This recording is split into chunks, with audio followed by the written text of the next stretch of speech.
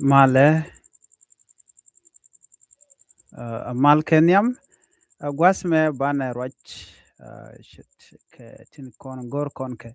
neme bala information ke kuing is kamana kon atop gwasme ni ala ngi tok nore la top kon tok nore ko tene ti dan kwai ke tok no ka gor kon de nas de kan tok de kan ngach no no tok mu gor jeno bi ngai la do re lika no te gwan mala to ko tin kada to kan be nyaka ye kelo ne ana برايسنن just برايت من يم من بيالا لجنني alaraan ma gor jeno batuk bajangach la ja gor no be tete ba gor katin biya gor gwasame man yam o bi kan alphabet ni kietin chol kon ken wo de kon chol no ban tong nat de tong na ka bantin dit de we ka bantin tiene bantin dit kana bantin tiene jow diene kel tena gwarin ka dega mo jesse mo tolong shi midit okay so chi abu surprise so dega mo kwiye long mede yena gurno biya ngach men yam mo guru jeno buto ngach bi dega mo mente ka kan bana to biya ngach ka gwarin no men yam bi focus ko deri jow dien la nang ka ke nang dien deri ngach kan a e o u ano mishi ngaji yo bi ngaji no tung nat te bane tin tieni ka ban tin dit mi tok tin ngwas mo bijen buwe ko bi ban bi nyoko me de ka kan ban tin bada gwas me bi ngaji no te ka ban ti shwali bane tin check jot ken banin check jot ken kan bane tin kon shwal ke bane yuali ken re bane en cha da ko no mi banen kono shwale banen check jodien chi ngaje no kati ken chi lat gola and then bi bane yu al bi lat gola kan bane yu al bi re bane bi nyong wi lat gola no so ka go dang dio kan tama mi shu guji ja mi chu ko to chi ngaje no chi ga dak bu ku e ko kan bane yu ali ki bane check jodien ngula lel ka kamo ka bane tin kono bane yu ali bane check jodien la lel ka kamu ka bane kono shwal ke bane yu ali kan re ban la ka lel ke de men yam jene bane shek jawdi ne kala to ke riedo ke kan la wiya gudo ne kariet mo gar kariet ba to ke ba en shek jawde be mo ke chat gwasme ba en shek jawde mi shawo ne mi shawo mal ma ke a ke la ma e ba en shek jawde an ba shek jawde mo be mat ba yolka kere baka so munon kon kode ba yolka kenere baka ka lalat ka der rit kamo ka lalat ka der rit kamo tangwazni bayol ka bader gut keriet misha wa mal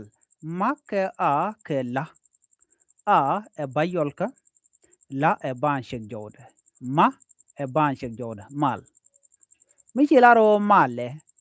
mala pone bi ngaji no din gwadmo ma e me moray kon jode me e ba en shek jode a e ba yola la e ban shek jode e ba yola male so minyu dodi ban shek jode la gude ba keriet ka ba yol ka ba la gude keriet dundo ba shal ka mo ba yol ka kire baka chaje tok ba chaje tok ba la lat ka ni je der no ye mo shada din me shawo hen ha jen e ban shek jode ha bi mat ke ha e ba yol ka shire baka ko mishi a e o mishi ka kwen sha ha cha bi chole ba andana la ba en chalkere baka jen e ba yolka so ba chole de ba chole e ba yola hen ha e ban chek jode hen ha sorry ha e ba yola bo gut ke na e ba en chek jode bi na ngadi chwale han so mi chiwo ngaje no chi deg dien chi ka ngach chiwo ngaje gwanu jen duo budan jel ga kenono buku e kama dien te ga bayol commercial ke wu la mat ke bane yual ti kokien ken ne mat ba en chek jode and before that tem ngach ba shal ko mo ba en chek jode te ke bane ti radian ti chalium kel be mo ke example la nakane ya mi shaka mat be nong nya nakane ya mi shaka mat be jinongu be jinong nya ti ke nyal ki nya wich nya cheng nya mal nya bwai awewe to ke nya e mat bane dangro en nakane ya ba choli nya medo dien ka bane shek jodien de kono jigono na kane ha shaka la mat nakane ha mi shaka mat nongo kon na enna chit nial chit nuk wewe tuoko ke kenna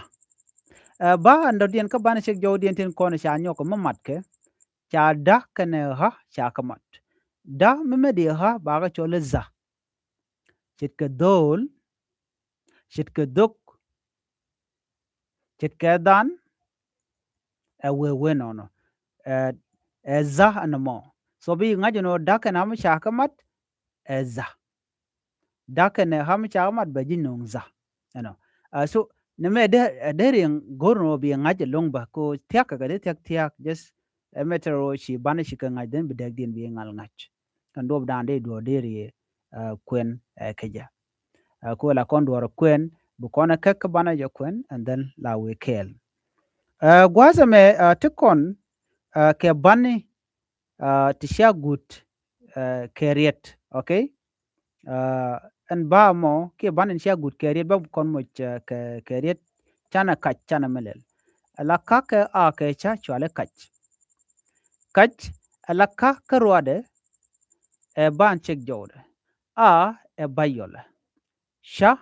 e ban chek jode ba chole kach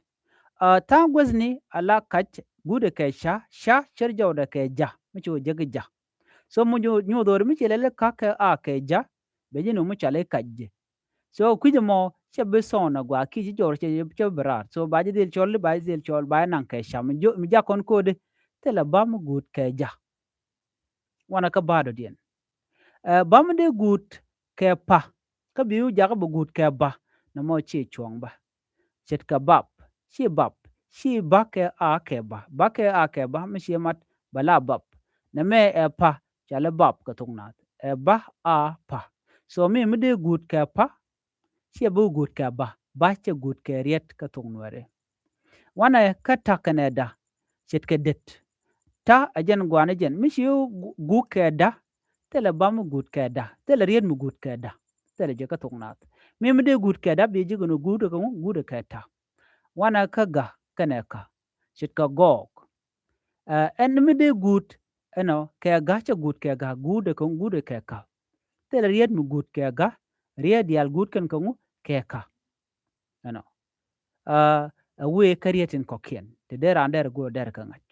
kada ti ka very important ko der tungna der ngach i goro jin